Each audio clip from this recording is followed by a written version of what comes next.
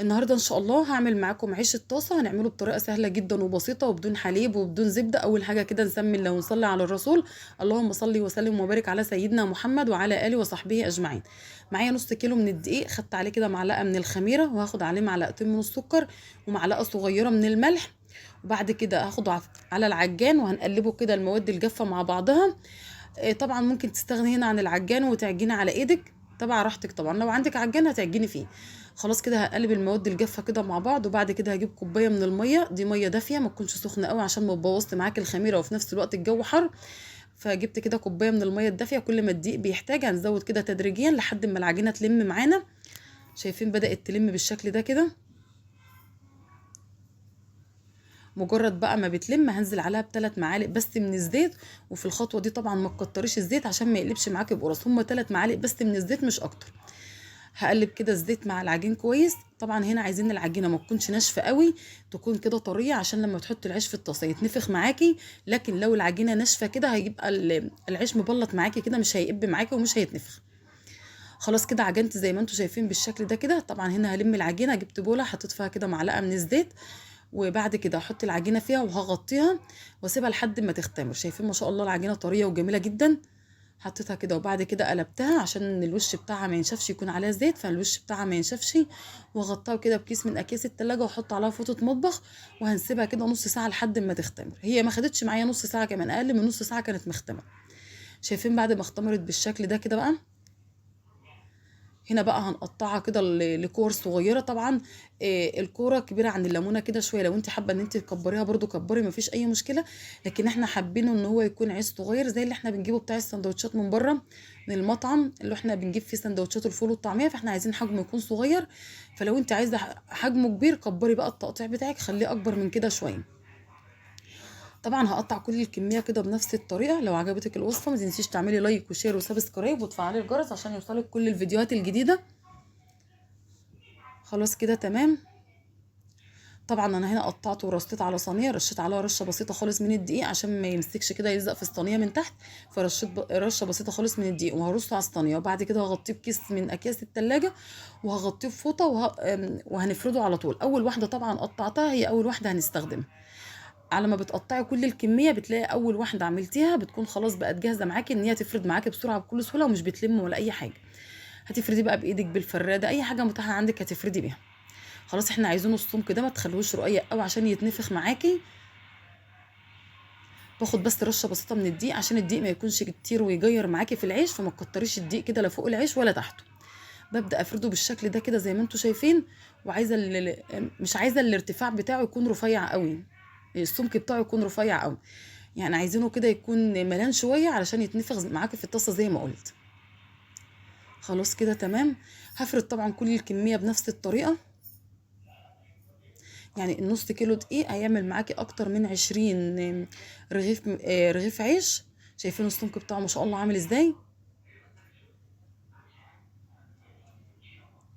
خلاص كده تمام.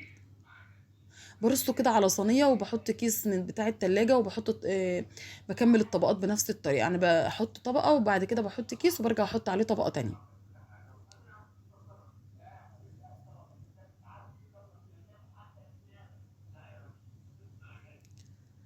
خلاص كده تمام.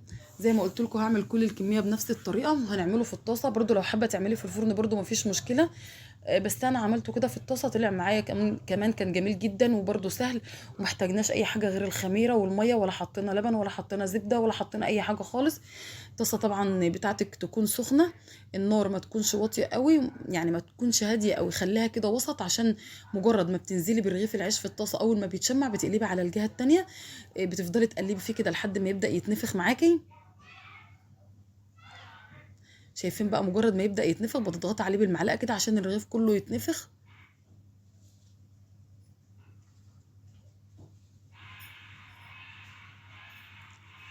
شايفين ما شاء الله شكله عامل ازاي. مجرد ما بيتشمع بتقلبيه على الجهه التانية، تضغطي عليه بالمعلقه كده بيروح الرغيف كله بيتنفخ معاكي.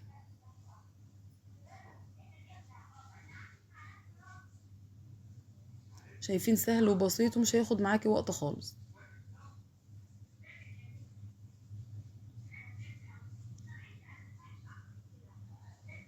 هعمل طبعا كل الكميه بنفس الطريقه. طبعا لو عايزه تضاعفي الكميه، ممكن تعملي كيلو من الدقيق برضو، لو هتخبزيه بنفس الطريقه كده، وبعدين ممكن تفرزيه تشيليه في اكياس وتحطيه عندك في الفريزر.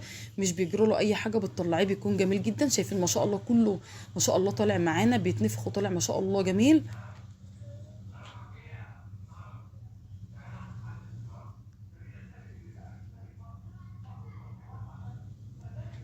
مجرد ما بيتشمع بنقلب على الجهه التانية، ما تخليش النار هاديه قوي، يعني خلي النار بتاعتك كده وسط. شايفين ما شاء الله بضغط عليه بالمعلقه بيعمل معانا ازاي.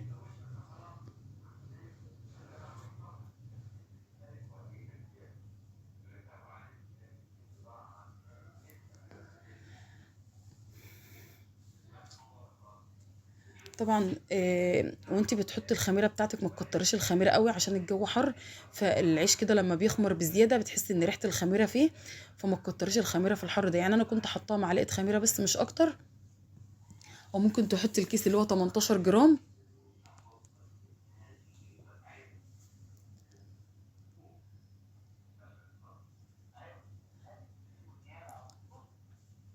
خلاص كده طبعا هنا بدات اخلص الكميه كلها.